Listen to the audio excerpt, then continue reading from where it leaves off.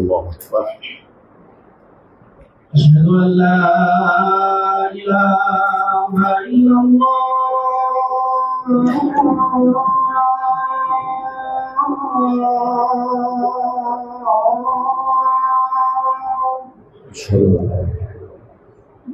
أشهد أن لا إله إلا الله.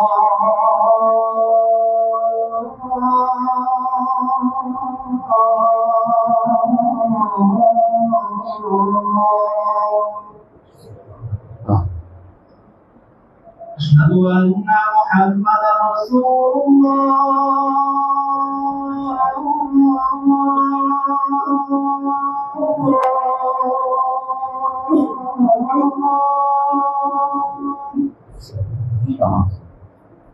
أشهد أن محمدا رسول الله.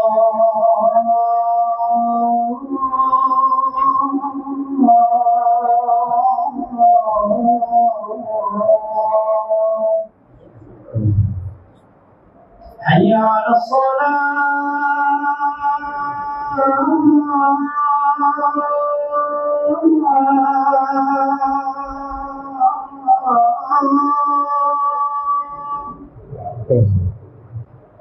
حي على الصلاة.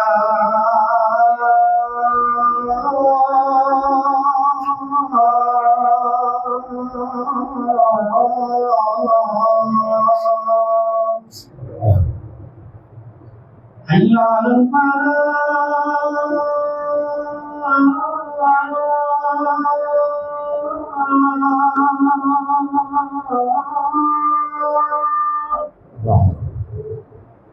حي على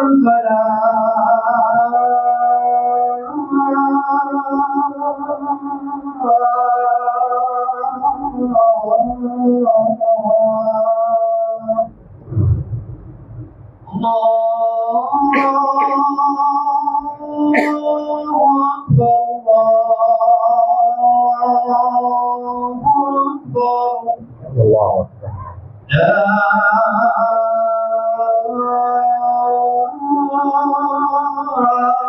إله إلا الله. الله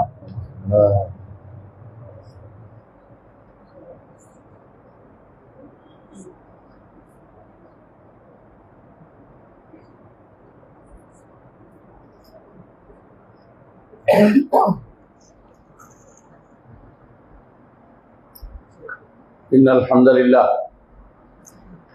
الحمد لله نحمده ونستعينه ونستغفره ونعوذ بالله من شرور أنفسنا ومن سيئات أعمالنا من يهده الله فلا مضل له ومن يضلل فلا هادي له وأشهد أن لا إله إلا الله وحده لا شريك له وأشهد أن محمدا عبده ورسوله. يا أيها الناس اتقوا ربكم الذي خلقكم من نفس واحدة وخلق منها زوجها وبث منهما رجالا كثيرا ونساء واتقوا الله الذي تساءلون به والأرحام إن الله كان عليكم رقيبا. يا أيها الذين آمنوا اتقوا الله حق تقاته ولا تموتن إلا وأنتم مسلمون. يا أيها الذين آمنوا اتقوا الله وقولوا قولا سديدا يصلح لكم أعمالكم ويغفر لكم ذنوبكم ومن يطع الله ورسوله فقد فاز فوزا عظيما. أما بعد فإن أصدق الحديث كتاب الله وخير الهدي هدي محمد صلى الله عليه وسلم وشر الأمور محدثاتها وكل محدثة بدعة وكل بدعة ضلالة وكل ضلالة في النار. أيها الناس اتقوا الله فإن الله عز وجل أمرنا أن نتحلى بالتقوى والرسول صلى الله عليه وسلم كان يوصينا أن نتقي الله عز وجل والتقوى وصية للأولين والآخرين. সম্মানিত মুসলিয়ান ইকরাম, আমি আমার নিজেকে এবং আপনাদেরকে আল্লাহ তাআলা অবলম্বন করে অনুরোধ জানাচ্ছি যেই তাকওয়া অবলম্বন করলে আমরা আল্লাহর জান্নাত পেয়ে ধন্য হতে পারবো। যতক্ষণ পর্যন্ত কোনো ব্যক্তি তাকওয়ার অধিকারী না হবে ততক্ষণ জান্নাতে যেতে পারবে না। আল্লাহ তাআলা বলে দিয়েছেন, তিলকাল জান্নাতুল্লাতী নুরিসু মিন ইবাদিনা মান কানা তাকিয়া। এই জান্নাতের ওয়ারিশ আমরা তাদেরকে করব আমাদের বান্দাদের মধ্যে হতে যারা তাকওয়ার অধিকারী। তাকওয়ার অধিকারী হওয়ার অর্থ হচ্ছে আল্লাহ তাআলা আপনাকে এমন জায়গায় যেন না দেখেন যেখানে তার অসন্তুষ্টি রয়েছে। আল্লাহ যা থেকে নিষেধ করেছেন তা থেকে দূরে থাকবেন। মুহাম্মদ রাসূলুল্লাহ সাল্লাল্লাহু আলাইহি ওয়াসাল্লাম যা থেকে নিষেধ করেছেন তা থেকে দূরে থাকবেন, এবং যেখানে আপনাকে দেখার কথা সেখানে যেন দেখেন, অর্থাৎ আপনি যেন আল্লাহর ঘরে থাকেন এবং আল্লাহর ইবাদত করেন, আল্লাহ রাসূলের নির্দেশিত পথে আপনি চলেন। তাকওয়ার অধিকারী হতে হলে আল্লাহ তাআলার আলোতে আলোকিত হয়ে, আল্লাহর যে আলোতে আলোকিত হয়ে আপনি এই ইবাদত করতে পারবেন। তিনি তৌফিক না দিলে কোনো ব্যক্তির পক্ষে তাকওয়ার অধিকারী হতে পারবে না, কোনো ব্যক্তি হতে পারবে না। তিনি তৌফিক না দিলে কোনো ব্যক্তি গুনাহ থেকে বাঁচতে পারবে না। এটাই লা হাওলা ওয়ালা কুওয়াতা ইল্লা বিল্লাহর অর্থ। যখন আমরা লা হাওলা ওয়ালা কুওয়াতা ইল্লা বিল্লাহ বলি, অনেকে হয়তো মনে করে এটা দিয়ে শয়তান তাড়ানোর বুদ্ধি। তা কিন্তু না, এটা দিয়ে হচ্ছে আমি ভালো কাজ করতে হলেও তার সাহায্য লাগবে, খারাপ থেকে বাঁচতে হলেও তার সাহায্য লাগবে। তিনি ব্যতীত কেউ আমাকে ভালো করার তৌফিক দিবে না, আর খারাপ থেকে বাঁচার জন্য কোনো পথ তিনি ব্যতীত কেউ আমাকে পথ খুলে দিবে না। এই জন্য একজন বান্দা সর্বাবস্থা আল্লাহর উপর নির্ভর করে। আল্লাহর উপর নির্ভর করলে যথেষ্ট। মাইয়া তাওয়াক্কাল আলাল্লাহ ফাহুয়া হাসবুহ। যে কেউ আল্লাহর উপর নির্ভর করবে সেটা তার জন্য যথেষ্ট হয়ে যাবে। সম্মানিত মুসলিয়ান ইকরাম, আল্লাহ তাআলা আমাদেরকে তার দ্বীনকে অনুসরণ করতে বলেছেন। আর দ্বীন হচ্ছেন যা নবী মুহাম্মদ সাল্লাল্লাহু আলাইহি ওয়াসাল্লাম নিয়ে এসেছেন। এর বাইরে যাবতীয় জিনিস হচ্ছে, যাবতীয় দ্বীন বিষয়ে কারো অনুসরণ করা বিদআত। দ্বীন একমাত্র যা নবী মুহাম্মদ নিয়ে এসেছেন সেটাকেই মানতে হবে, সেটাই সাবিল। আর অন্যগুলি হচ্ছে সুবুল। আল্লাহ তাআলা কোরআনে কারীমে সূরা আল আনআমের 153 নম্বর আয়াতে বলছেন, ওয়া আন্না হাযা সিরাতী মুস্তাকিমান ফাত্তাবিউহু ওয়া লা তাত্তাবিউস সুবুলা ফাতাফাররাকা বিকুম আন সাবিলিহি যালিকুম ওয়াসাকুম বিহি লাআল্লাকুম তাত্তাকুন। তাকওয়ার অধিকারী হতে হলে আপনাকে বিভিন্ন পথ ছেড়ে দিতে হবে, বেদাতি পথগুলি ছেড়ে দিতে হবে। কারণ আল্লাহ এই আয়াতে বলতেছেন, ওয়া আন্না হাযা সিরাতী মুস্তাকিমান। আর এই হচ্ছে আমার সরল সহজ পথ। এটা কোনটা? এই কোরআন এবং সুন্নাহ যা নবী মুহাম্মদ নিয়ে এসেছেন। এর বাইরে যত মত ও পথ আছে, যত তন্ত্র মন্ত্র আছে, সবগুলি হচ্ছে বেদাতি পথ, সবগুলি কুফরি পথ। সেগুলিতে আল্লাহকে পাওয়া যাবে না, আল্লাহর সন্তুষ্টি লাভ করার কোনো সুযোগ নেই। এই জন্য সেটা তাকওয়ার পথ নয়। যদি তাকওয়ার অধিকারী হতে, আল্লাহ তাআলা বলছেন আয়াতের শেষে, লাআল্লাকুম তাত্তাকুন। যদি তাকওয়ার অধিকারী হতে হয় তাহলে একটি পথ অনুসরণ করতে হবে, একটি পথ। সেটা হচ্ছে যেই পথে আমাদেরকে মুহাম্মদ রাসূলুল্লাহ সাল্লাল্লাহু আলাইহি ওয়াসাল্লাম দেখে গেছেন, যেই পথের উপর সাহাবায়ে কেরাম চলেছেন, এটাই হচ্ছে সালাফি পথ, এই হচ্ছে আহলুল হাদিসের পথ। এই পথে যদি আপনি চলতে পারেন তাহলে আপনি তাকওয়ার অধিকারী হতে পারবেন। আর এই পথে চলার ক্ষেত্রে আপনার যতটুকু বিচ্যুতি হবে, অতটুকু তাকওয়াতে আপনার বিচ্যুতি আসবে। এই জন্য তাকওয়ার আল্লাহ তাআলা নিজে যেহেতু বলছেন লাআল্লাকুম তাত্তাকুন, যাতে তোমরা তাকওয়ার অধিকারী হতে পারো, তাহলে একটি পথ অনুসরণ করতে হবে। সেটা হচ্ছে যেই পথে আল্লাহ তাআলা তার নবীকে পাঠিয়েছেন। নবী যেটা বলেছেন, ও আন্না নবী কোরআনে কারীম বলেছেন যে হাকুল হাদিহি সাবিলি, এ হচ্ছে আমার পথ, আদু ইলাল্লাহ আলা বাসিরাতি। আমি জেনে বুঝে আল্লাহর পথে মানুষদেরকে এই পথে ডাকি। মানুষদেরকে মুহাম্মদ রাসূলুল্লাহ যেই পথে ডেকেছেন সেই পথেই সাহাবায়ে কেরাম চলেছেন, সেই পথেই ইমামগণ চলেছেন, 4 ইমাম, সেই পথেই মুহাদ্দিসরা চলেছেন, সেই পথেই বেদাত মুক্ত সব যারা ছিলেন তারা চলেছেন। যখনই আপনি বেদাতি পথে চলবেন, তাকওয়া থেকে দূরে সরে যাবেন। গুনাহ হওয়া জরুরি না। অনেক সময় অনেকে মনে করে গুনাহ তো করি নাই, অনেকের কাছে মনে হতে পারে, কিন্তু তার মনের ভিতরে যে বেদাত লুকায়িত আছে অথবা বেদাতীদের সাথে তার চলাফেরা আছে, সেটা তাকে তাকওয়ার পথ থেকে দূরে সরিয়ে দিবে। আল্লাহ তাআলা নির্দেশকে স্মরণ করুন। তিনি এই সূরা আনআমের এই আয়াতগুলোতে 150 থেকে 53 নম্বর আয়াতে 10টি ওসিয়তের কথা বলেছেন। এগুলিকে বলা হয় ওয়াসাইল আশর। 10টি ওসিয়তের মধ্যে প্রথমেই তাওহীদের কথা, এরপরে দুনিয়ার কথা, এরপরে মানহাজের কথা আলোচনা করেছেন। এই আয়াতটি মানহাজের আয়াত। আন্না হাযা ওয়া আন্না হাযা সিরাতি মুস্তাকিম, মানে হচ্ছে আমার পথ, যেই পথ সোজা আপনাকে জান্নাতের পথে নিয়ে যাবে। মুহাম্মদুর রাসূলুল্লাহ সাল্লাল্লাহু আলাইহি ওয়াসাল্লাম লম্বা রেখা এঁকে বলেছিলেন যে হচ্ছে আল্লাহর পথ, এই পথে চললে সোজা জান্নাতে যাওয়া যাবে। এ হচ্ছে আল্লাহর পথ। এই আল্লাহর পথে যদি এর আশেপাশে অনেকগুলো পথ আছে, যে পথগুলি শয়তানের পথ, সুবুলুশ শায়াতিন, সুবুলুশ শয়তান, শয়তানের পথ রয়েছে। প্রত্যেকটাতে একটা করে শয়তান বসে আছে। ইমানদার বান্দা যখন আল্লাহর পথে রওনা হয়, সালিক যখন আল্লাহর দিকে যাচ্ছে, পথের দিকে একটা পথ অতিক্রম করে আরেকটা গেলে আরেকজনে ডাকে, হালুম মুইলাইয়া, আমার দিকে আসো, আমার দিকে আসো। এইভাবে যতটুকু যেতে যেতে সারা জীবন সে এই যুদ্ধ করে পাড়ি দিয়ে সে আল্লাহর পথে অবস্থান করতে হয়। শয়তানের পথে যেতে হলে যুদ্ধ করা লাগে না, নিজের চলার পথ ছেড়ে দিলেই জাহান্নামে যাওয়ার জন্য যথেষ্ট হয়ে যায়। কিন্তু যদি আল্লাহর পথে চলতে হয়, আপনাকে সবর করে, আপনাকে হক চিনে হকের পথে আপনাকে সুদৃঢ় থাকতে হয়। এই জন্য হকের পথ অত্যন্ত কঠিন। এই জন্য ফজিবাতি রাসূলুল্লাহ সাল্লাল্লাহু আলাইহি ওয়াসাল্লাম যেটা বলেছেন, ফজিবাতিল জান্নাতু বিল মাকারিহ, কষ্টকর জিনিস দিয়ে জান্নাতকে ঘিরে রাখা হয়েছে। একটার পর একটা কষ্ট মানব জীবনের উপর দিয়ে আসবে। মনে করার কোনো কারণ নাই যে জান্নাতে যাওয়া আপনার জন্য একটু সহজ হয়ে যাবে, কিন্তু জান্নাতে গেলে আপনি সব শান্তি পাবেন। আর যদি কোনো আপনি নিজের দৌড় নিজের হাতে ছেড়ে দেন, যেভাবে সেভাবে চলেন, জাহান্নামে যাওয়া সহজ হয়ে যাবে। সেখানে গেলে যাবতীয় শাস্তি আপনার জন্য অপেক্ষা করছে। সেই জন্য ইমানদার সবসময় চিন্তা করবে যে দুনিয়াটা সিজনুল মুমিন ওয়া জান্নাতুল কাফির, দুনিয়া তার জন্য কয়েদখানা। এখানে তার একটা না একটা দিনের ব্যাপারে তার কষ্টটা বেশি হবে। অনেকে হয়তো মনে করছেন যে তাকে জেলে যেতে হবে, তা নয়।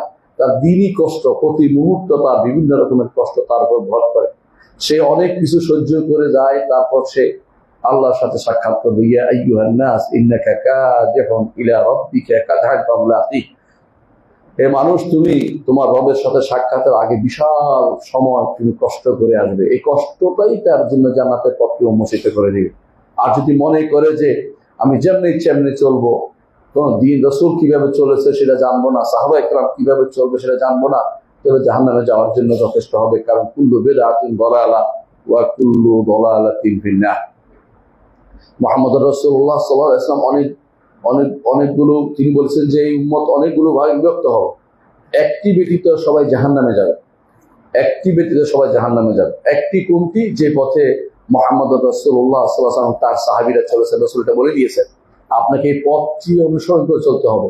এই পথটি বেদাতি পথ নয়, এই পথটি বেদাতের সাথে আপোষ করার পথ নয়। এই পথটি হচ্ছে অত্যন্ত কষ্টকাঠিন্য, যার জন্য সাহাবায়ে কেরামকে হিজরত করতে হয়েছে, যার জন্য সাহাবায়ে কেরামকে সারাটা জীবন সংগ্রাম চালিয়ে যেতে হয়েছে। আপনাকেও সেই পথে সংগ্রাম করে আপনাকে আল্লাহর সাথে সাক্ষাৎ করতে হবে। আপনার এই মুসিবত দুনিয়াতে চলেন, ঘরের মুসিবত আসবে, পরিবার থেকে আসবে, আশেপাশে আসবে, এটা সুন্নাতুল্লাহিল আরদ। জমিনের বুকে নবীরা পর্যন্ত এ থেকে কোনোদিন তারা বাঁচতে পারেননি। আপনার উপর বিপদ আসবে না, আপনি কিভাবে বলেন?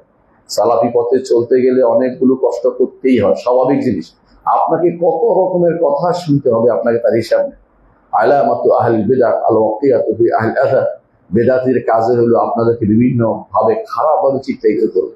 আমার নবীকে যেভাবে তারা আজে বাজে কথা বলেছে, কেউ বলেছে কবি, কেউ বলছে গণক, কেউ বলছে পাগল, আরো কত কথা বলেছে, কেউ বলছে জিনে ধরেছে, এগুলি সবই তারা বলেছে। কিন্তু মুহাম্মদ রাসূলুল্লাহ সাল্লাল্লাহু আলাইহি ওয়াসাল্লাম, আল্লাহ তাআলা তাকে বলেছেন যে মা আনতা বিনিআমাতি রাব্বিকা বিকাহিন ওয়ালা মাজনুন, আপনি গণক নন, পাগল নন। আরো বলছেন মা আল্লামনাহু শি'রা ওয়া মা ইয়ানবাগি লা, তাকে আমি কবিতা শিক্ষা দেইনি, কবিতা নিয়ে আলোচনা করা তার কাজও নয়, কারণ এটা আবেগ প্রবণদের কাজ।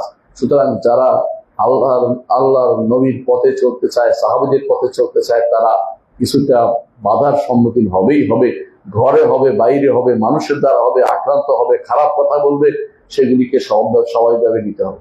আপনি যদি মনে করেন যে সবার সাথে সুন্দর সম্পর্ক রেখে আপনি ভালো হবেন, তাহলে আপনাকে দিনের কোনো একটা অংশ আপনাকে ছাড় দিতে হবে। কারণ এমন পরিবেশ তো আসে নাই যে পরিবেশে আপনি সবার সাথে ভালো হবেন।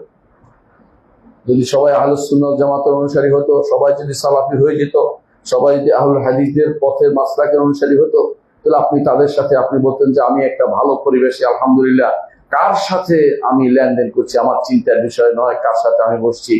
যখন আপনি দেখতে পাচ্ছেন আপনার আশেপাশে এমন সব অবস্থান আছে যেখানে আপনাকে ঈমান টিকিয়ে রাখা কঠিন, প্রতি মুহূর্ত আপনি একটা সংগ্রামের মধ্য থেকে এগিয়ে যাচ্ছেন, আপনাকে বুঝতে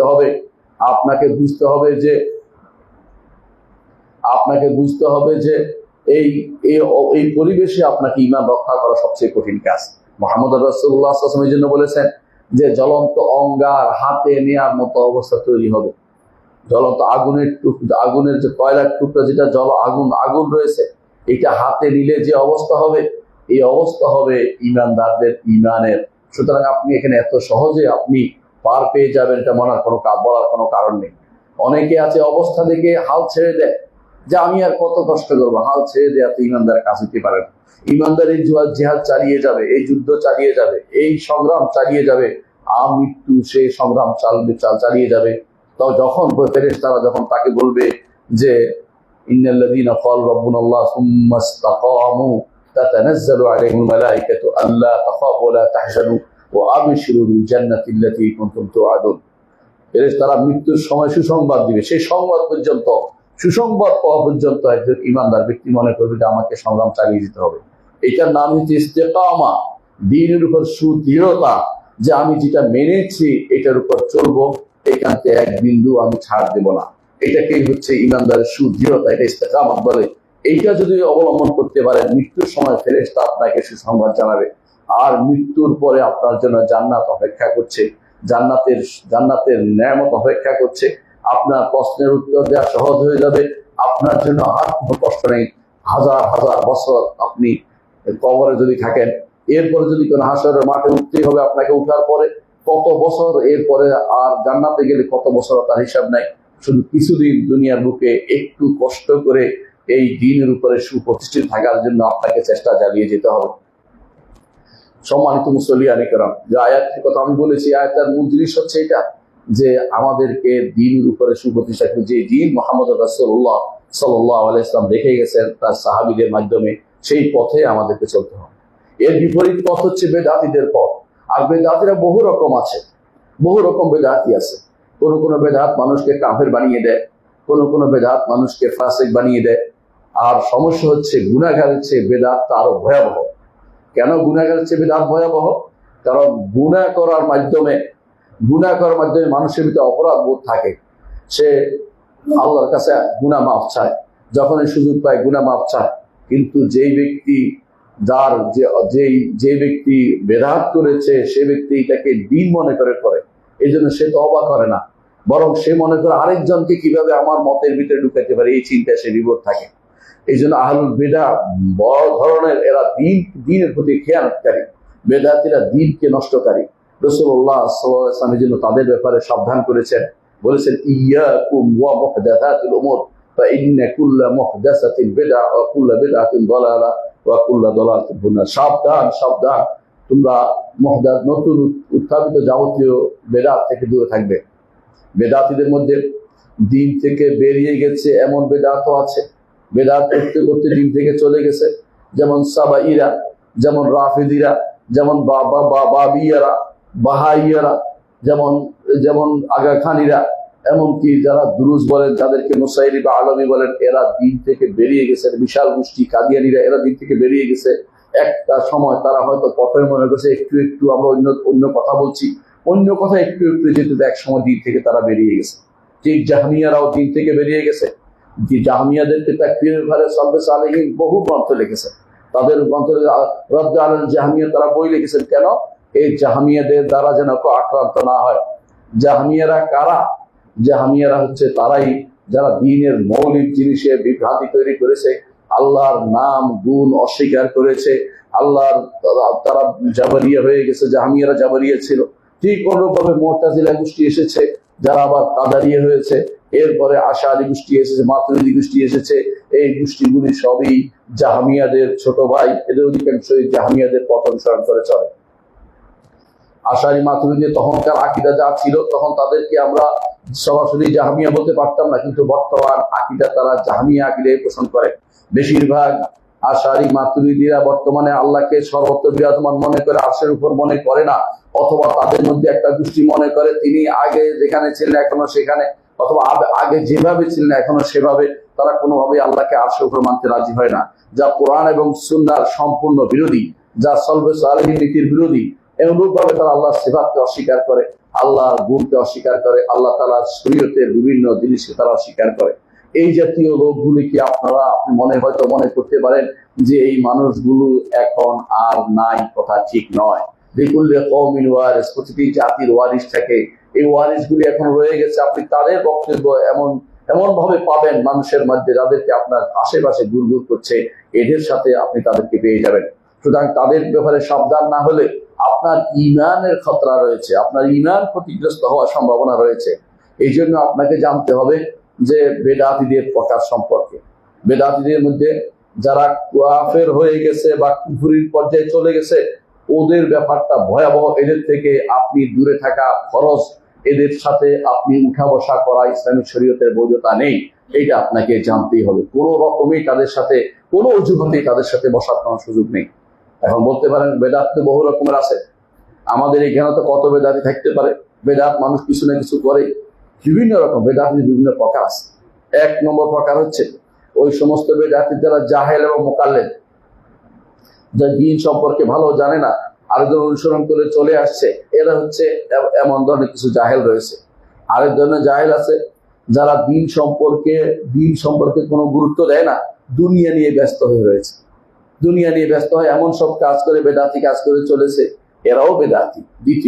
তৃতীয় আরেকজন বেদাতি আছে যাদের কাছে হক স্পষ্ট হয়েছে, এটা হক, কিন্তু তারা তাআসসুবের কারণে, তাকলিদের কারণে, অন্ধ আনুগত্যের কারণে অথবা গোড়ামির কারণে অনুসরণ করতে পারে না, হকে অনুসরণ করতে পারে না।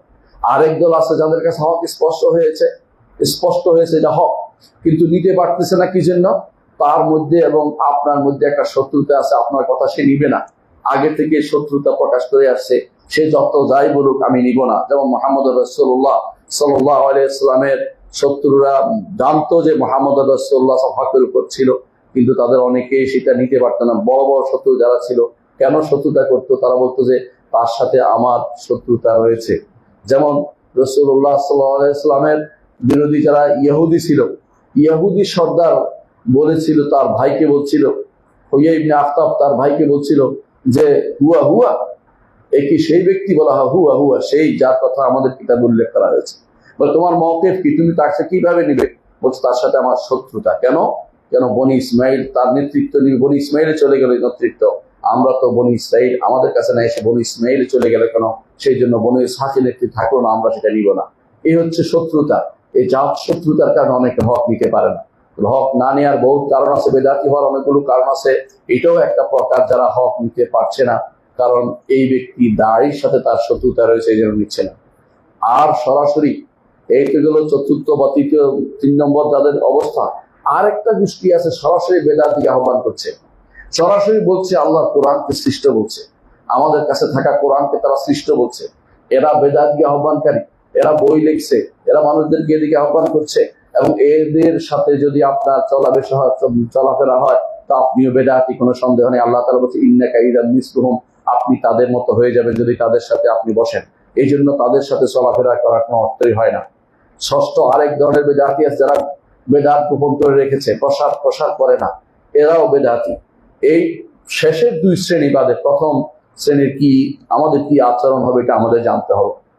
যারা জাহেল আছে, মূর্খ আছে এবং অন্ধ অনুসরণ করে চলেছে, তাদের ব্যাপারে তাদেরকে কাফেরও বলা হবে না, ফাসিকও বলা হবে না, তাদের কোর্টে তাদের সাক্ষীও বন্ধ করা হবে না। তো তাদেরকে কি করা হবে?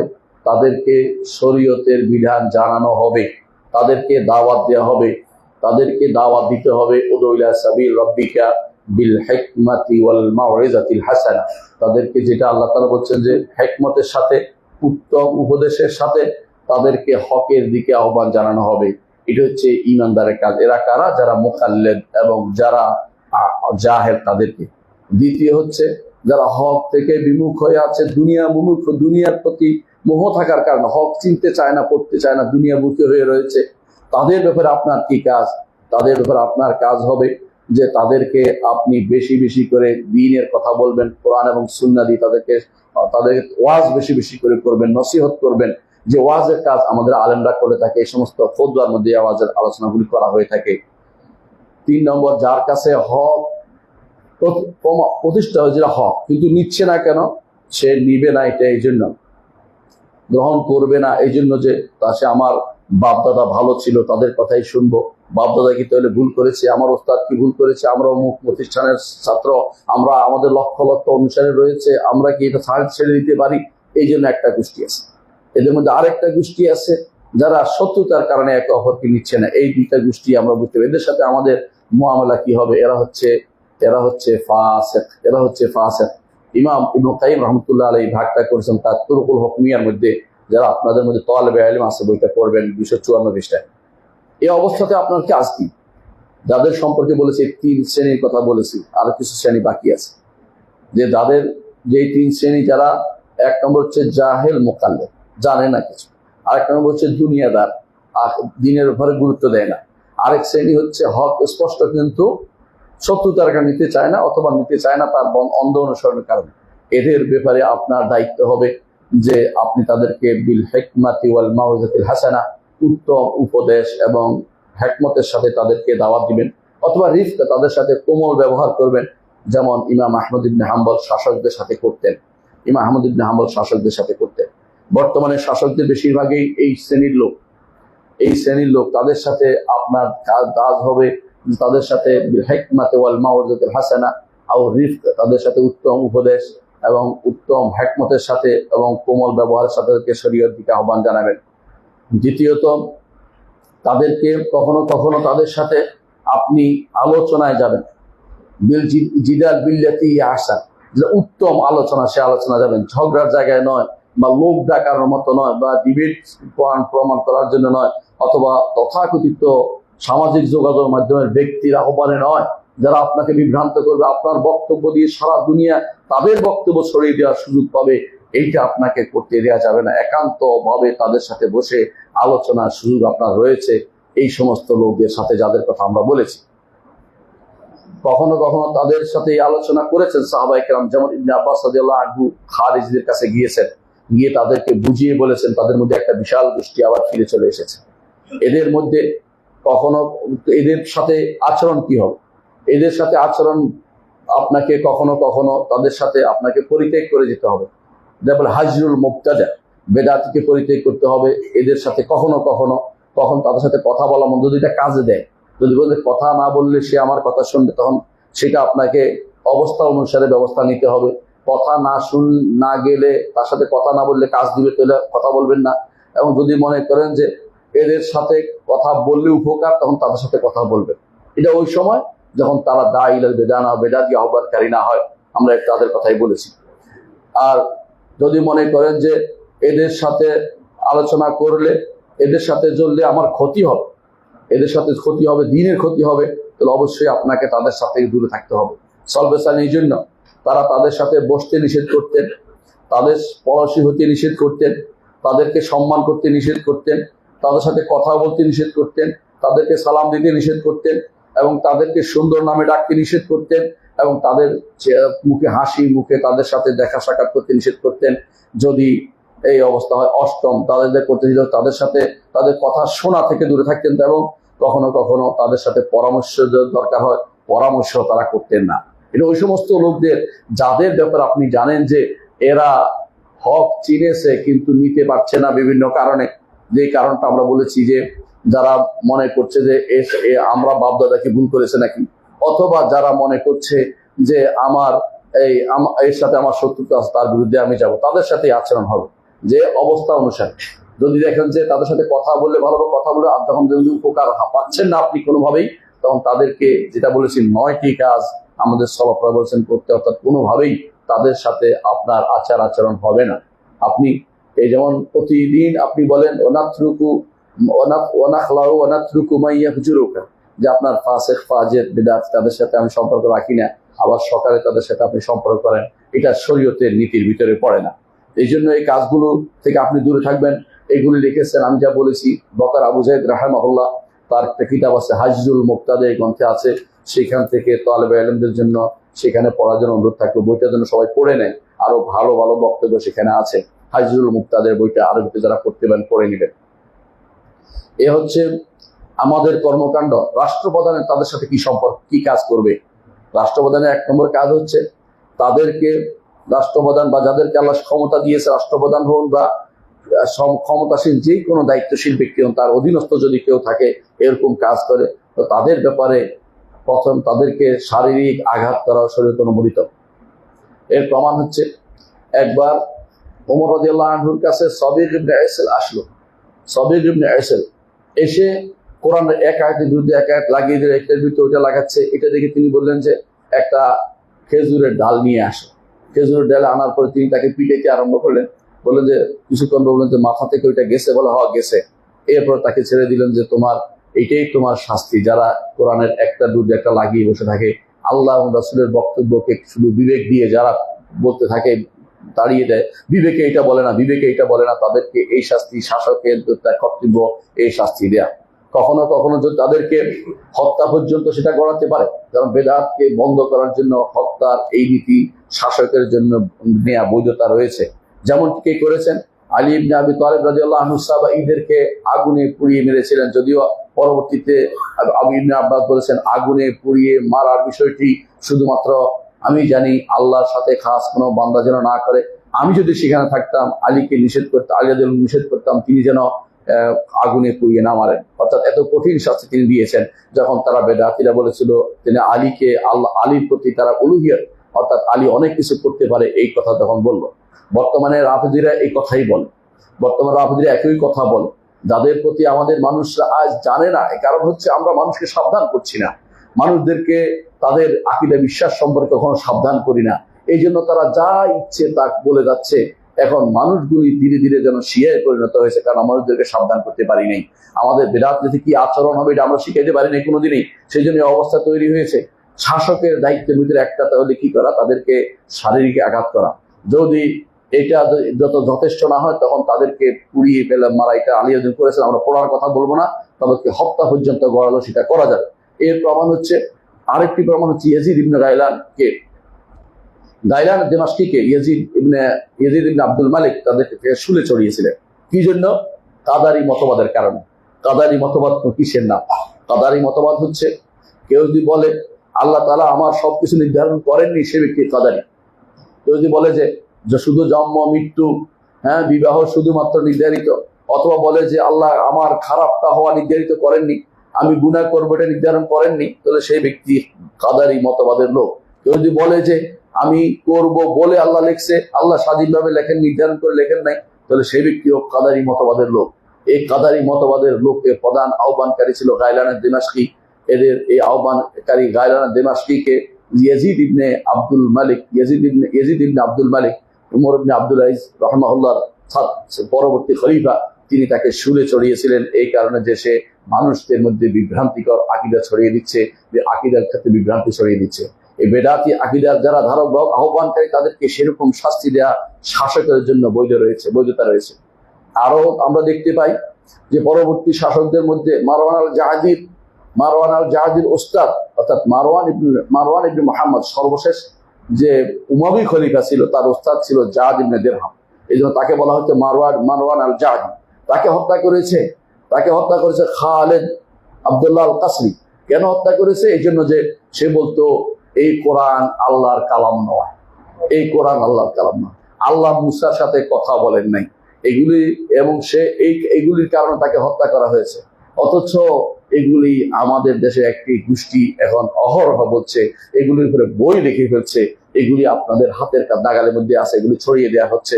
এই বক্তব্য আপনারা তাদের সাথে বসে বিভিন্ন রকমের শেয়ার করেন। দুঃখজনক ঘটনা, এগুলিকে আমরা কিছু বলতে চাই না, আপনারা সেটা সিদ্ধান্ত নেবেন।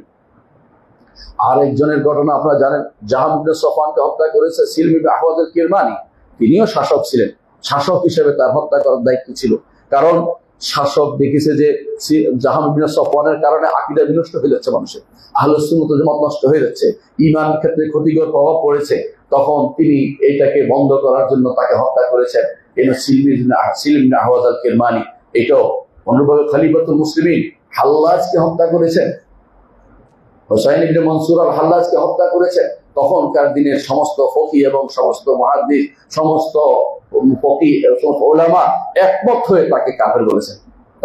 তার কাফের কারণ ছিল এটা, সে মনে করত যে আল্লাহ বা স্রষ্টা সৃষ্টির ভিতরে প্রবেশ করে। এখনো অনেকেই এরকম বিশ্বাস নিয়ে বসে আছে, অনেকেই কলবের ভিতরে আল্লাহ বসবাস করে, অনেকে যে যে মতো বিশ্বাস পোষণ করে, তাদের সাথে আপনার চলাফেরা হয়, তাদেরকে বিশাল ওলি আল্লাহ মনে করে বসে আছে। এবং তারা হাল্লাজকে যারা বড় করে তোলে, তাদের সাথে আপনার সম্পর্ক বড় করে তোলে। আমি জানি না কিভাবে সেটা করতে পারে ইমানদার, যাদের ব্যাপারে উম্মতে মুসলিমরা ঐক্যমত্য হয়েছে যে এরা কাফের ছিল হাল্লাজ, এবং তাদেরকে শাস্তি দিয়ে মারা হয়েছে।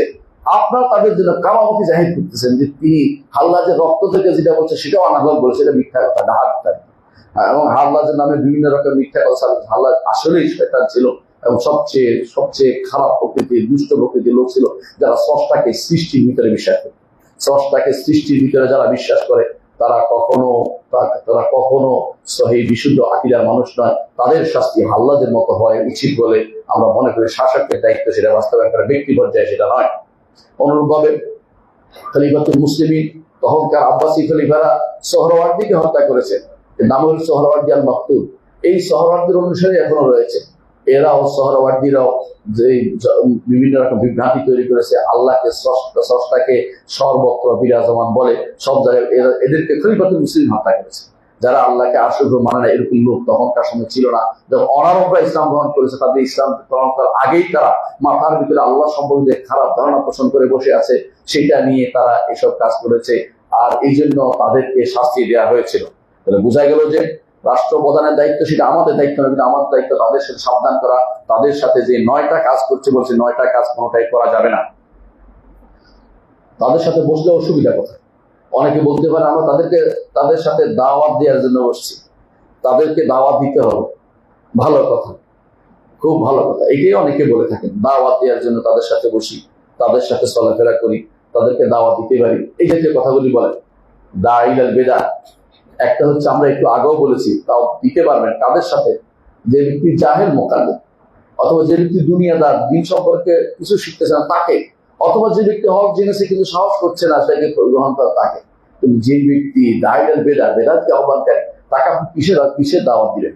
অনেকে আছে ইউরোপ আমেরিকা থাকে, দাওয়াতের জন্য গেছি, দাওয়াত দেওয়ার জন্য নেওয়ার জন্য গেছে, সেটা জানতে হবে। বেশিরভাগ দাওয়াত নিয়ে নেয়, এরপরে এমন সব থিওরি নিয়ে মুসলিম দেশে পাচার করে, যে থিওরি নিয়ে মুসলিমদের ধ্বংস হয়ে পথে চলে যায়। অধিকাংশই তারা সেখান থেকে আসার পরে ইসলাম নিয়ে নিজের মন মতো ব্যাখ্যা দাঁড় করিয়ে দেয়, আবার সেটার উপরে গ্রন্থ লেখে, বাইরের টাকা পেয়ে সেটার উপরে বই লেখে। এই জাতীয় বিভ্রান্তিকর হাদিস অস্বীকারীদের অবস্থা আপনারা জানেন ভালো করে। এরা কিভাবে এই দেশের জায়গা পেয়েছে। হাদিস অস্বীকারীদের পিছনে বিশাল বিশাল অঙ্ক অনেকে ঢালছে, যারা এদেশে কিভাবে আমাদের এই সুন্নি মানুষদেরকে, সুন্নার উপর চলা মানুষদেরকে কিভাবে ভ্রান্ত করতে পারে, হাদিসকে কিভাবে অস্বীকার করে দিন থেকে দূরে সরে দিতে পারে, এই চেষ্টা তারা বিফল হয়েছে। তাদের সাথে বসার কোনো কারণ নেই, তাদের সাথে বসবেন না। তাদেরকে বিজরাম করা খরচ, কারণ তারা দাঈলাল বিদআহ। আমরা আগেও বলেছি, সব মানুষ একরকম না। যারা বেদাতের দিকে আহ্বানকারী আপনি জানবেন, তাদের সাথে বসার কোনো কারণ নেই, তাদেরকে পরিত্যাগ করা এটা ওয়াজিব। তাদেরকে দাওয়াত দিতে হলে জনসমক্ষে পরিচিত হয়ে দাওয়াত দিবেন না। যদি আপনি বুঝেন যে দাওয়াত দিতে হবে, তো তাকে কোনোদিন একান্তে যে কথাটা বলেন যে এটা শুদ্ধ না, আপনি এটা মেনে নেন। কিন্তু আমরা দেখি দাওয়াত দেওয়ার মতো সাহস তাদের নাই। প্রত্যেকে তার মতো করে কথা বলে, তাতে মনে কষ্ট না আসে। আমি একজনকে বলেছিলাম, আপনি যে ওখানে গিয়েছিলেন, আপনি তাকে বলতে পেরেছেন আপনার লোকদেরকে, ছোট বাচ্চাদেরকে আপনি শিখাবেন যে ভাইরা আপনার বাচ্চাদেরকে শিখাবেন যে আল্লাহ কিন্তু আরশের উপরে, বলতে পেরেছেন? বলতে পারিনি। কেন বলতে পারবেন না? এই জন্য তাদের সাথে বসতে কি ক্ষতি হয়, এটা আমি কয়েকটা ক্ষতি তুলে দিচ্ছি। এর মধ্যে 4টা ক্ষতির কথা বলছি। যারা আহলে বেদাতের সাথে সারাক্ষণ উঠা বসা করেন, তাদের 4টা ক্ষতি হয়। 1 নম্বর হচ্ছে, অন্তরের ভিতরে বেদাতের প্রতি কখনো কখনো তারা সুশোভিত করে তুলে দেয়। এত খারাপ কি? একসময় বলবেন আপনি মুনাজাত করলে অসুবিধা কি, নামাজের পরে মুনাজাত করলে অসুবিধা দেখি। একসময় বলবেন যে একটু দুরূদ শরীফে তো পড়ছি, মিলা দেওয়ার সমস্যাটা কাছাকাছি। একসময় আপনার অন্তরের ভিতরে সুশোভিত হয়ে যাবে। বেদাতের এই সুশোভনটাই হচ্ছে মারাত্মক বিভ্রান্তি। কারণ জুইয়েনা, আল্লাহ কোরআনে কারীম বলছে জুইয়েনা যালিকা ফি কুলুবিহিম, তাদের অন্তরে এটাকে জিনাত দেওয়া হয়েছে। শয়তান পথে জিনাত দেয়, তার আল্লাহ হ্যাঁ মঞ্জুর করেন, কিন্তু শয়তান দেখে জিনাত সুশোভিত করে তোলে, সুশোভিত করে তোলে। যায়্যানা লাহুমুশ শাইতানু আমালাহুম। এই জন্য যখনই বেদাতের সাথে বসবেন, আস-সুহবাতু মুতাআসসিরা, তাদের সাথে বসার কারণে আপনার ধীরে ধীরে আপনার মধ্যে এর প্রবণতা আসবে। আপনি এটাকে কিছুই মনে করবেন না, একটু ভালো ভালো লাগবে আপনার কাছে। দ্বিতীয়ত, এরপরে তাদের প্রতি অন্তরের মাইলান সৃষ্টি হবে, যোগ সৃষ্টি হবে, যেটা আল্লাহ কোরআনে কারীম আল্লাহ নিষেধ করেছে, যার দলিল আমরা একটু পরেই দিব। 3 নম্বর, তাদের বেদাতকে আপনি চলনসই মনে করবেন, যে এদের সাথে যদি আমি বেদাতের বিরুদ্ধে কথাটা বলি তোর মন কালাকালি হয়ে যাবে। এই মন কালাকালি হলে তো আর তাদের সাথে চলাফেরা করতে পারবো। আমার ভীষণ বৃহত্তর স্বার্থে, জাতির বড় স্বার্থে আমাকে তাদের সাথে চলাফেরা করতে হবে, একটু কিছুটা বেদাতের কাছে ছাড় দিলে আমার শান্তিটা এখন বেশি হবে। এই চিন্তা তাদের ভিতরে আসবেই আসবে। বৃহত্তর স্বার্থ চিন্তা করে ক্ষুদ্রতর স্বার্থ মনে করবে দিনকে। বৃহত্তর স্বার্থ হচ্ছে কি, আমার এটা, আমার ওইটা, দেশের ওইটা, দশের এটা। দিন যে বড় স্বার্থ, এর উপরে বড় স্বার্থ হইতে পারে না, এইটা তিনি অলরেডি ভুলে যাবেন, কারণ তার কাছে এখন অন্য কিছু সবচেয়ে সুন্দর মনে হবে। 4 নম্বর যে সমস্যা হবে সেটা হচ্ছে, তাকে যখন দেখবে মানুষ অমুকের সাথে মিশছে, আরেকজন তার দ্বারা প্রভাবিত হবে যে উনি এত বড় মানুষ হয়ে যদি ওনার সাথে মিশতে পারেন, আমার কি সমস্যা। এটাই বেশি হয়। আওয়ামুন নাস তখন বলে, আমি তো দেখেছি অমুককে অমুকের সাথে চলতে, আমি দেখছি আপনাকে অমুকের সাথে ঘুরতে। এই জাতীয় কথা দিয়ে তারা কিন্তু বিভ্রান্ত হতে পারে। এই জন্য আপনার পক্ষে একবার হয়তো আপনার সাথে সাক্ষাৎ হয়েছে, বেঁচে গেল, কিন্তু আপনি এটা যদি কোনো নিয়ম বানিয়ে ফেলেন যে আমি এদের সাথে এই কাজ করবো, এদের সাথে এটা করবো, তাহলে বোঝা গেল যে আপনি জনগণের দ্বারা প্রতারিত হন, ক্ষতিগ্রস্ত হন। এর প্রমাণ আমি একটা উদাহরণ দিচ্ছি। ইমাম বাইহাকি রহমতুল্লাহ আলাইহির নাম আপনারা শুনেছেন।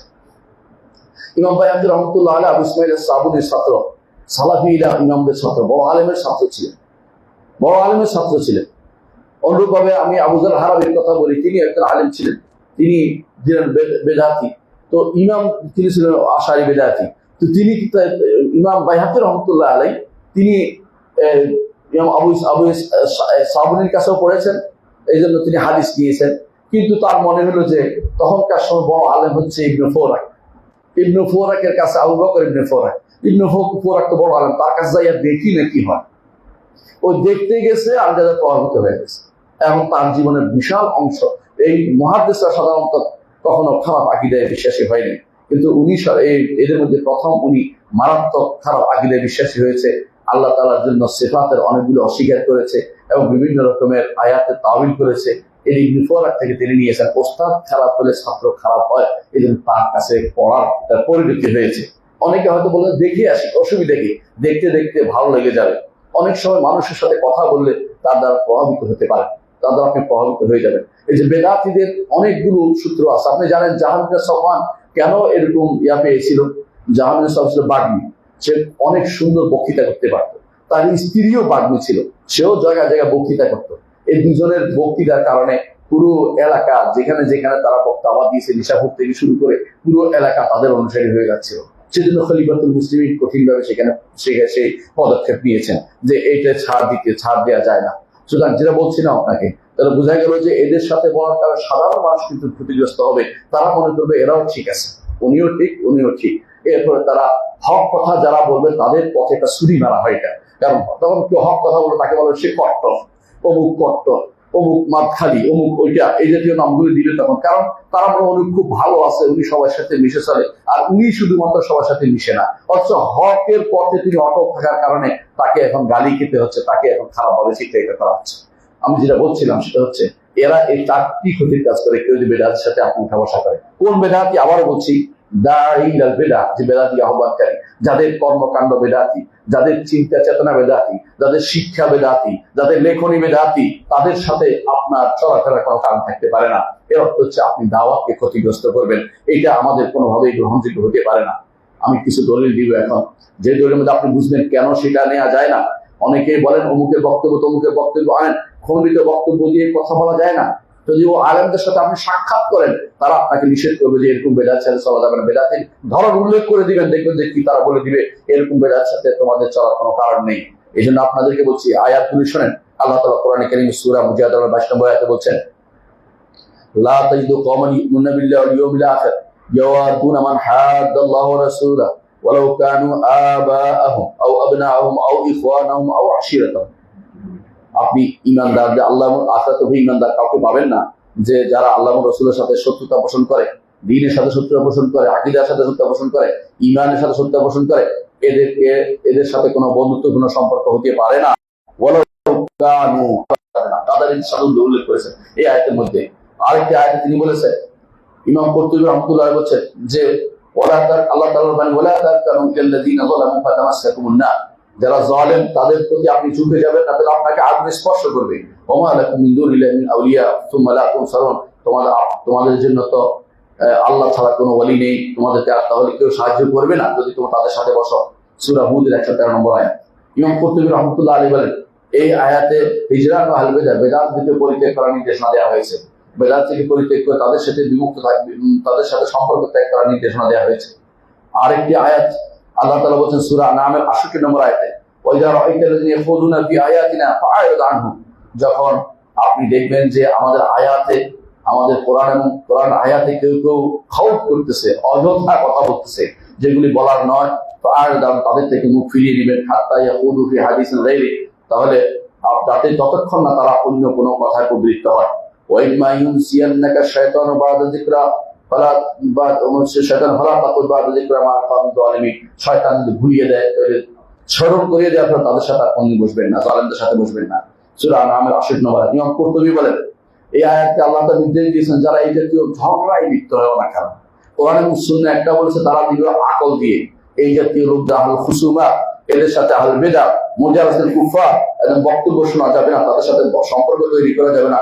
ইমাম কুরতুবী রাহমাতুল্লাহ এটা বলেছেন তার তাফসীরের মধ্যে। এই আয়াতের তাফসীর দেখবেন। ইমাম শাওকানী রাহমাতুল্লাহ আলাইহি বলেছেন, এই আয়াতে আল্লাহ তাআলা নসিহত করছেন যারা বেদাতের সাথে বসে এবং আল্লাহর কালামকে বিকৃত করে, আল্লাহর কালাম নিয়ে যারা ভিন্ন অর্থ নিয়ে যায়, কোরআন এবং সুন্নাহ ভিন্ন অর্থ নেয় এবং সেগুলিকে তাদের প্রবৃত্তির দিকে নিয়ে যাচ্ছে এবং তাদের বেদাতের প্রতি সমর্থন করার জন্য চেষ্টা চালিয়ে যায়, এই লোকদের সাথে বসতে আল্লাহ তাআলা নসিহত করেছেন যে না বসে এই বেদাতের সাথে। ইমাম শাওকানী রাহমাতুল্লাহ তার তাফসীরে সেটা উল্লেখ করেছেন। এর অর্থ হচ্ছে যে কোরআন কারীম থেকে আমরা দেখতে পাচ্ছি বহু আয়াত থেকে যে আমরা যার সাথে তার সাথে যারা দ্বীনের প্রতি ক্ষতিগ্রস্ত হবে, দ্বীনকে ক্ষতি করে, এরকম লোকদের সাথে বসতে আমাদেরকে আল্লাহ তাআলা নিষেধ করেছেন, তার নবী নিষেধ করে দিয়েছেন। মুহাম্মদ রাসূলুল্লাহ নিষেধ করেছেন, প্রমাণ রাসূল বলেছেন, মান আহাব্বা কওমান ফাশরা মাহুম, কেউ যদি কাউকে ভালোবাসে তো তার সাথে হাসর হবে।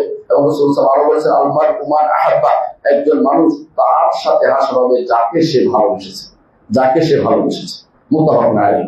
আরেকটি হাদিসে আবু দাউদ বর্ণনা করেছেন, রাসূলুল্লাহ সাল্লাল্লাহু আলাইহি ওয়াসাল্লাম বলেছেন, আল মারউ আলা দীনি খালিলিহি, একজন মানুষ তার বন্ধুর দ্বীনের মধ্যে অবস্থান করে।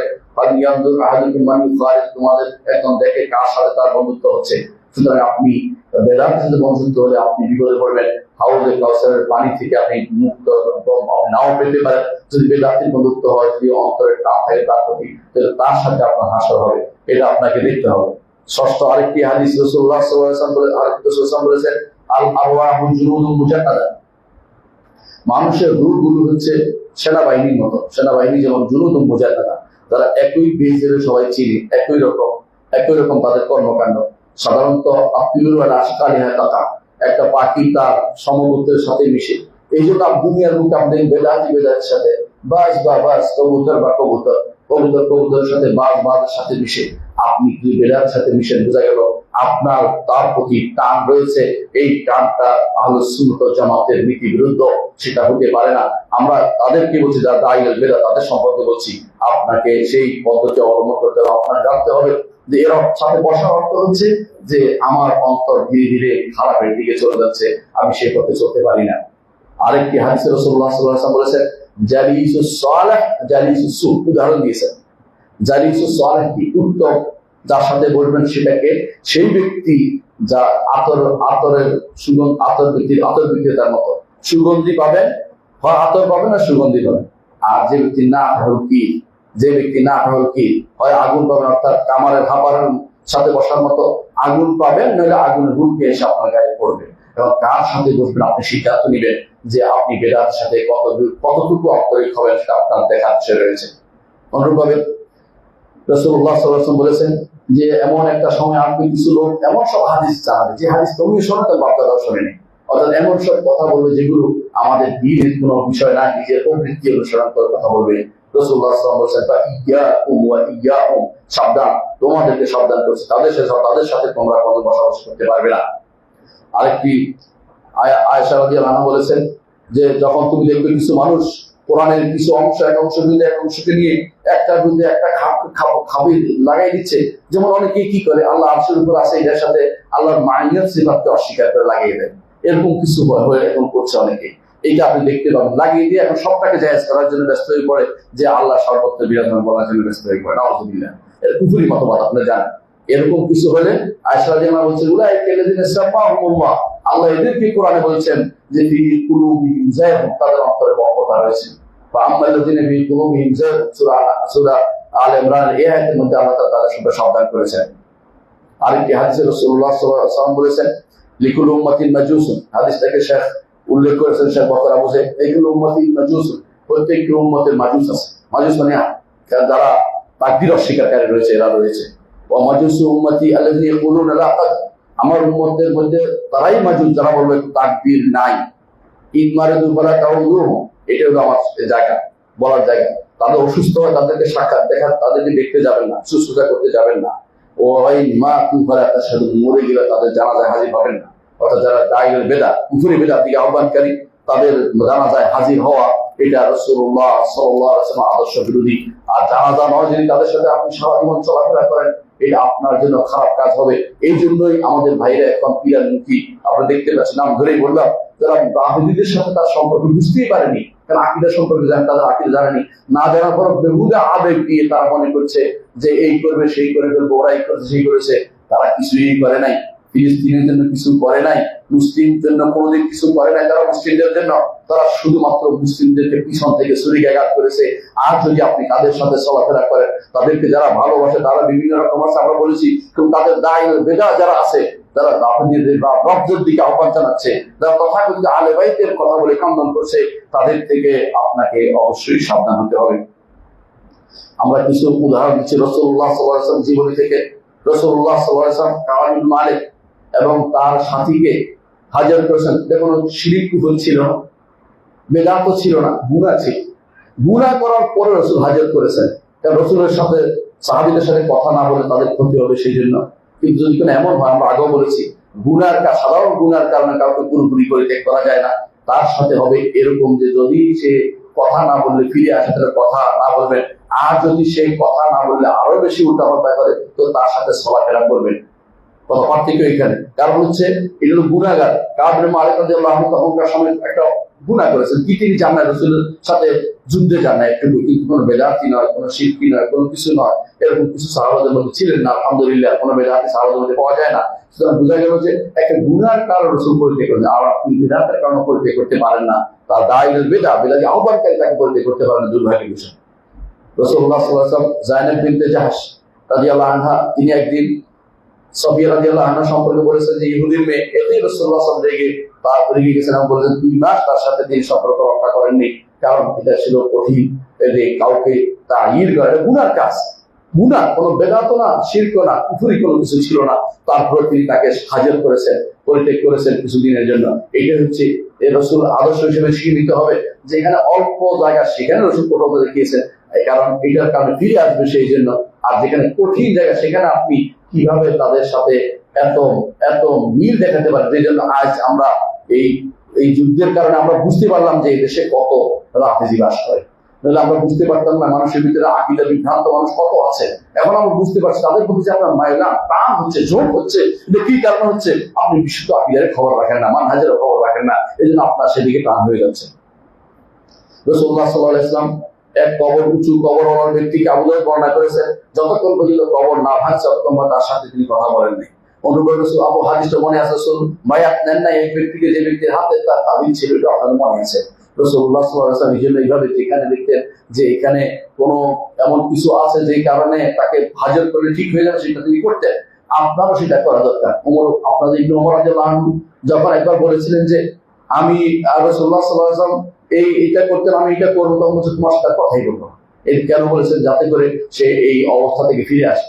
একজন রাসূল তিনি এক সা দিয়ে গোসল করতেন, একজন বললো যে আমার এক সাথে হয় না, সঙ্গে সঙ্গে রাসূল সাহাবী কেঁদে গেলেন, বলে তোমার সাথে আর কথা বলবো না, তুমি আমার থেকে দূরে সরে যাও। কখনো কখনো তারা পাথর তাড়িয়ে দিলেন যে এখান থেকে চলে যাও আমার কাছ থেকে। এটা হচ্ছে রাসূলুল্লাহ সাল্লাল্লাহু আলাইহি ওয়াসাল্লাম সাহাবীদের এই আদর্শ যে তারা বেদাতিদেরকে গুনাহগার শুধু গুনাহগার, বেদাতি ছিল তখন, এদেরকেও তারা কঠোর হতে পারে ব্যাপারে। আর যেখানে বেদাতি আহ্বান করে তার ব্যাপারে আপনার কেমন হতে পারে সেটা আপনি বুঝার বিষয়, আপনার দেখার বিষয় রয়েছে। আমার ইয়াসির রাদিয়াল্লাহু আনহু তিনি একজনকে সালাম দেন নাই। কেন সালাম দেন নাই? তিনি বলছেন যে তার গায়ের মধ্যে খালুক রয়েছে, এমন সব ওই জিনিস রয়েছে যেগুলো মুসলিমরা পড়ে না। অনুভাবে বলছেন যে কেন বলেন? রাসূলুল্লাহ সাল্লাল্লাহু আলাইহি ওয়াসাল্লাম কাজটি করেছেন। রাসূলুল্লাহ সাল্লাল্লাহু আলাইহি ওয়াসাল্লাম কাজ জায়গার খালুক ছিল, অর্থাৎ এক ধরনের গন্ধযুক্ত জিনিস ছিল যেগুলো সাধারণত মানুষ পড়ে না। কি গন্ধ খালুকটা আমি স্পষ্ট করতে পারছি না এখন দেখানোর জন্য, কারণ বুঝলেন যে এটা খুব খারাপ গন্ধের জিনিস ছিল, রংটা খুব লাল ছিল, দেখতে বিদ্যুৎ টাইপের, এই জিনিস রাসূলুল্লাহ সাল্লাল্লাহু আলাইহি ওয়াসাল্লাম পছন্দ করতেন না। কেন ত্যাগ করেছেন? এরকম বড় ধরনের গুনাহ না, কিন্তু এটা নিষিদ্ধ জিনিস। রাসূলুল্লাহ সাল্লাল্লাহু আলাইহি ওয়াসাল্লাম একজন দুইটা কাপড় দেখছেন লাল, তাকেও পরিত্যাগ করেছেন যে যতক্ষণ না লাল কাপড় পরিহিত ব্যক্তি না ছেড়ে না যাবে, লাল দুইটা কাপড়। এখানে আবার বলে রাখি, হলুদ কাপড় পরাতে নিষেধ নাই, নিষেধ হচ্ছে মুআসফা, যেটা হলুদ এবং খুনি রঙের কাছাকাছি মাঝখানে, সেটা নিষিদ্ধ, যেটা সাধারণত এরা পরে। হলুদের নিষিদ্ধ কোনো হাদিস আসেনি, আসছে মুআসফা, যেটাকে মুআসফা বলে, যেটা জর্দা রঙের কাছাকাছি বা এরকম, যেটা একটু যেটা এরা পরে, বৌদ্ধরা পরে, যেটা এটা গেরুয়া কালার, ওইটা নিষিদ্ধ। শুধু হলুদ নিষিদ্ধ আসেনি, কিন্তু লাল যখন নিষিদ্ধ আসছে, শুধু লালটা নিষিদ্ধ আসছে। তো যেটা আসছে সেটা বলে রাখি যে তার সাথে কথা বলা ছেড়ে দিয়েছেন কেন? যতক্ষণ পর্যন্ত না সেটা ত্যাগ করে। অনুরূপ ভাবে সাহাবায়ে কেরাম তা করতেন। আব্দুল্লাহ ইবনে ওমর রাদিয়াল্লাহু আনহু দেখছেন একজনকে পাথর কুচি মারতে, তিনি বলেন যে পাথর কুচি মারা নিষেধ করেছেন, সে শুনলো না, আবার মারছে, তিনি তোমার সাথে আর কথা বলবো না। এরূপ ভাবে আব্দুল্লাহ ইবনে মাসউদ এবং এক ব্যক্তি জানাজা দেখছেন, জানাজার মধ্যে হাসাহাসি করছে, বলে তোমার সাথে আর কথা বলবো না, কারণ তুমি জানাজার মধ্যে হাসাহাসি করবে কেন? এগুলো সমস্ত গুনার ব্যাপারে তারা পরিত্যাগ করতেন। গুনাহ, বেদাত ছিল না, ভয়াবহ বেদাত কিছু ছিল না। আর যারা দায়ীল বেদাত, তাদের সাথে যদি আপনাদের সম্পর্ক এরকম হয়, আপনারা তাদের জন্য কান্নাকাটি করেন, আর আপনার চোখের সামনে আবু বকর ওমরকে তারা গালি দিয়ে সে করে, আপনাদের কোনো বক্তব্য থাকে না, তো দুর্ভাগ্যের বিষয় যে আপনারা ইসলাম সম্পর্কে কতটুকু জেনেছেন বা দ্বীন সম্পর্কে তারা কতটুকু জেনেছে। ইজমা বর্ণনা করেছেন ইমাম আবু ইয়ালা, বাগাবী এবং গাযালি, এরা ইজমা বর্ণনা করেছেন যে বেদাতীদের সাথে, যারা বেদাত আহ্বানকারী, তাদের সাথে সম্পর্ক পরিত্যাগ করতে হবে। এটা আহলুস সুন্নাহ জামাতের মাসলাক। পরবর্তী মধ্যে অনেকেই কাদারীদের সাথে সম্পর্ক ত্যাগ করেছে। ইবনে মাসউদ এবং আবু উমামা বাহিনী, ফুদাইল ইবনে আইয়াদ, এমনকি ফুদাইল ইবনে স্পষ্ট বলেছে বেদাতের সাথে কোনো ক্রমেই বসা যাবে না, কোনো ক্রমে বসা যাবে না। ইবনে সিরিন রাহমাতুল্লাহ কাছে একজন এসে বললেন, আবু মুহাম্মদ, আপনার সাথে একটু বসতে চাই। তিনি বললেন, তুমি বসলে আমি উঠে চলে যাবো, তুমি দেখো কোন সিদ্ধান্ত নেওয়ার বিষয়। এটা হচ্ছে বেদাতীদের ব্যাপারে, যারা দায়ীল বেদাত তাদের ব্যাপারে এটা বলছি। শুধু সাধারণ গুনাহগারের কথা আমরা এটা বলি না, যে মুখে চাকরি করে ওখানে গুনাহগার আছে, এই জাতীয় কথাগুলো যেটা রাখেন, এগুলো মিথ্যাচার। দুনিয়াতে মানুষ থাকবেই, কিন্তু দায়ীল বেদাত মানুষ চিনে যে বেদাতকে আহ্বান করে, তাদের বক্তব্য আহলুস সুন্নাহ জামাতের বক্তব্যের বিরোধী, তারা সালাফিদের বিরুদ্ধে সারাক্ষণ লেগে থাকে। এদের সাথে আপনার সম্পর্ক কেমন হবে? তারা তাওহীদের রাষ্ট্রের বিরুদ্ধে কথা বলে, তাদের সাথে আপনার সম্পর্ক কেমন হবে আপনার জানার বিষয় রয়েছে। এদের কোনো ইমানি ভিত্তি শক্তিশালী নয় বলে তারা সেটা বলতে পারে। আপনি ভালো করে জানেন, এরা এই শিয়ারা, এই রাফেজিরা, এরা ইসলামের যত ক্ষতি করেছে, আর কেউ সে ক্ষতি করতে পারে। তাদের প্রতি আপনার টান মানে হচ্ছে আপনি বিভ্রান্তি তৈরির দিকে আসেন, কোনো সন্দেহ নেই। আমি এই আলোচনা করতে গেলে অনেক লম্বা হবে, আমি শুধু একটু বলবো যে বেদাতের সাথে আমাদের সম্পর্কের ক্ষেত্রে অত্যন্ত সাবধান হতে হবে। বেদাতীরা আমাদেরকে, তাদের যদি আমরা যত বেশি তাদের সম্পর্ক তৈরি করবো, ততই দ্বীনের ক্ষতি করবো। আপনার দ্বীনের ক্ষতি করে দুনিয়াতে তার সাথে সম্পর্ক করার কোনো কারণ থাকতে পারে না। এরপরে বিস্তারিত আলোচনা করেছে, যা সালাফদের মানহাজ নয়। এই গ্রন্থের শেষের দিকে বিস্তারিত আলোচনা করেছে, আপনাদেরকে পড়ার অনুরোধ রইল। আর অন্যান্য বই পড়ে, বিশেষ করে যদি এই বিষয়ে ভালো জানতে চান, আপনি দরারুস সানিয়া দেখতে পারেন। দরারুস সানিয়ার মধ্যে আকীদার অংশ দেখতে পারেন, স্পষ্ট দেখতে পারেন। হাইজুল মুক্তাদে দেখবেন শেখ ডক্টর আবু যায়েদ রাহমাহুল্লাহ। এরপরে এই বিষয়ে প্রচুর গ্রন্থ যুগে রচিত হয়েছে। বেদায়েতের পরিত্যাগের পরে আকীদার কিতাবগুলিতে আলাদা লেখা হয়েছে। এই বিষয়ে আপনি ইমাম বুখারী রাহমাতুল্লাহ আলাইহির কিতাব পাবেন, খালক আফআইল ইবাদ, সেখানে আপনি দেখতে পাবেন ইমাম আবু আলী, ইমামদের প্রত্যেক ইমাম তারমির বই আলাদা আল জাহমিয়া, এই গ্রন্থগুলি দেখতে পাবেন। এই গ্রন্থগুলি কেন রচিত হয়েছে? এই গ্রন্থগুলো শুধু সাবধান করার জন্য আপনাকে। আর আপনি যদি কোনো এদের সাথে বেদাতীদের সাথে আপনার সব রকমের সম্পর্ক ঠিক থাকে, তাহলে আপনি বুঝবেন যে ইমামরা আপনাকে সঠিক পথ দেখায় না। আপনার মনে হচ্ছে ইমামরা এই সমস্ত রদের গ্রন্থগুলো, যে সমস্ত রদ করার জন্য লিখেছেন, সেগুলির যদি আপনি বুঝতে না পারেন, তো তাদের ইমামদের মর্যাদা আপনার কাছে সমুন্নত হবে না। বেদাতীদের কাছে আপনার কাছে দুনিয়ার সম্পর্ক আপনার কাছে বেশি প্রাধান্য হবে। আল্লাহ আমাদের বুঝার তৌফিক দান করুন। أقول قولي هذا وأستغفر لي ولكم ولسائر المسلمين فاستغفروه إنه هو الغفور الرحيم